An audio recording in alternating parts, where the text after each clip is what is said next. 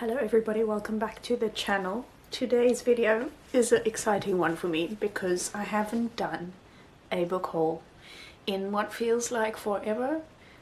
I'm sure it hasn't been as long as I'm remembering, or not remembering, but it feels like I haven't done a book haul in ages because I've been so busy trying to read the books that I own and moving halfway across the world and all that, that I haven't really bought books recently, except for now.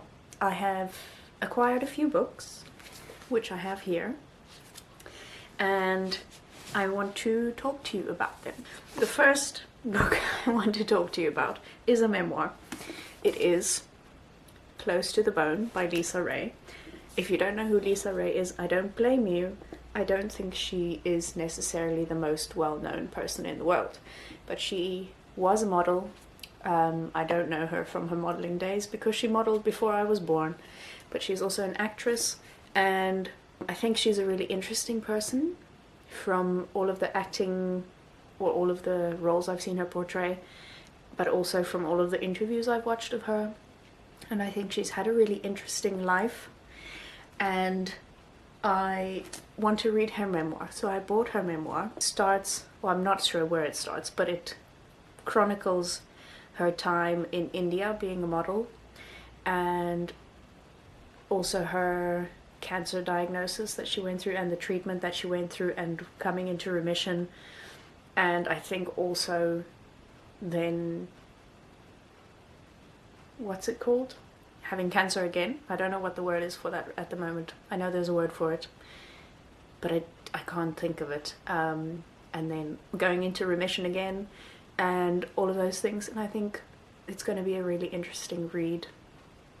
And yes, I'm excited about this book. Then next up we have The World Unseen by Shamim Sarif. If you watched my favorites of last year's video, you will have heard this title before because I saw the film that is based on this book, directed by basically rewritten and directed by the author, and it's a brilliant film and it's a really lovely story, so I wanted to buy the book so that I could read the book, and now I have it, so I'm really excited about it. Then I have two German books because well, actually accidentally I have two German books because my sister gave me some books for my birthday, I think. No, one for an advent present when we each gave each other a little advent calendar, a DIY advent calendar, and one of the days she gave me a book as a gift, and then the other one was for Christmas. But she wanted both of them to be in English when she ordered them. She bought them secondhand from somewhere, I don't know where. But she wanted them both to be in English, but both of them arrived and they were in German. So now I have two German books, both about Greta Thunberg. And yeah, I'm really excited to read both of them. I have never heard of this one before. So there's a bunch of books titled I Know This to Be True, and then just different people about what they know to be true, basically. And then when I read No One Is Too Small to Make a Difference, she mentioned in that book that she and her mom and her younger sister were writing a memoir, or had written a memoir, called Scenes from the Heart, and I was really interested to read it, and so my sister bought me a copy, but it's also in German, so I'm gonna be reading two books by/about Greta Thunberg in German, which is gonna be interesting.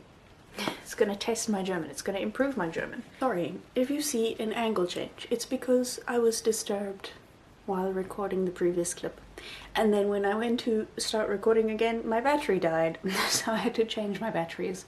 But now I am back to say that my very sweet sister was nice enough, and kind enough, and thoughtful enough to give me an e-reader for my birthday, and her boyfriend gave me a voucher for the bookshop in Germany, or the bookshop chain in Germany, that you can link up to these e-readers, so that I could buy myself some ebooks to read. And I'll just wait for this thing to wake up again. So I bought myself 4 ebooks. I've never read an ebook on an e-reader ever before in my life, so it's going to be a new experience for me, but I'm excited about it. So I'll probably put pictures of the book covers on the screen here, because otherwise I can't just show them to you on here, because it's all in black and white and that's very boring. So I got If We Were Villains by M.L. Rio, because I've been meaning to read that book for a while, or I've been intrigued to read that book for a while, and since I read The Secret History, and it is kind of compared to The Secret History, even though I've heard some people say that it's not at all as good as The Secret History. But then again, I wasn't all that impressed by The Secret History, so, you know, my expectations for this book aren't that high. But I've been meaning to read it for a while, and I've been really interested to read it, and I thought, if I don't like it, it's better for me to buy an ebook version of it than to buy a physical copy, because then I will be stuck with the physical copy unless I just give it away or put it in like one of those little roadside libraries or something like that. And if I do end up liking it, then I can buy myself a physical copy if I feel that I will ever want to reread it. So that's basically my kind of thinking with all of the ebooks that I bought, except for the classics. I bought 2 classics and technically 3 classics, but one of them is a more modern classic. So I bought If We Were Villains, and then I also bought The Handmaid's Tale by Margaret Atwood. I never thought in my life I would be reading this book, but actually a friend of my father's, who is also my yoga instructor, or at least who was our yoga instructor when we lived in South Africa, or when I lived in South Africa, is a really big Margaret Atwood fan and has read, I think, a lot of her books. I'm not sure if she's read all of her books, but she read a lot of them, and she said, no, you definitely need to read The Handmaid's Tale. It's a great book, it's a great story, it's really worth reading. So I thought, fine. Again, I'll buy the ebook version in case I don't like it, then I'm not stuck with a physical copy. And then I also have White Nights by Fyodor Dostoyevsky, which I definitely want to buy a physical copy of. It's part of a series that Penguin did, all these really little short stories and essays and all of those things.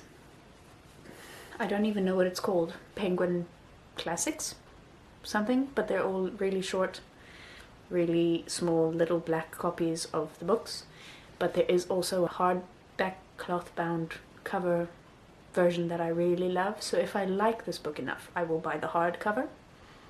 If I like it but not that much, I will just buy the Penguin version. And then I also have The Picture of Dorian Gray by Oscar Wilde. I did have a copy of this book in South Africa. It was my dad's copy that I was borrowing from him.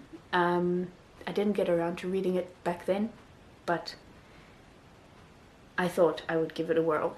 It's also, I think, not that long, so it shouldn't take me that long to read it, but yes.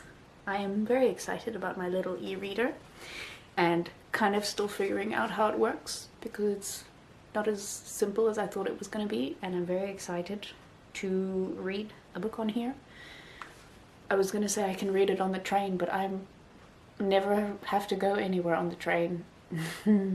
Not yet, at least. At some point in the next year I will definitely be getting on a train to go somewhere, but then if it's a longer train journey, I can take this and read like this really easily and not have to struggle to keep the book pages open and everything. So I think this is going to be really great for travel, especially. But I do think I'm always going to be a die-hard paperback book girl. That was my not so big book haul. I mean, it doesn't look that big because 4 of the books are inside this tiny little black container here. But I am really excited about these books. And yes, now I have some new books to get excited about, even though I still have probably 15 unread books on my bookshelf now here. Maybe? Do I even have that many unread books? I don't know, but I have some unread books still here that I would like to get through before I start buying even more new books. So for now, this will be my kind of book haul for maybe the first half of the year, hopefully, depending on how quickly I read. And if I get really excited about a book, I just buy it on impulse, which I shouldn't be doing. I should be wise with my money, not spending it frivolously. But anyway, tell that to a book lover who gets excited about new books. Don't spend your money frivolously. Psh, I'm not spending it frivolously. I'm spending it on books, on things that make me happy. That's all I have to say for now. So thank you all for watching. I hope you enjoyed it, and I will see you all again next week with another video. Cheers.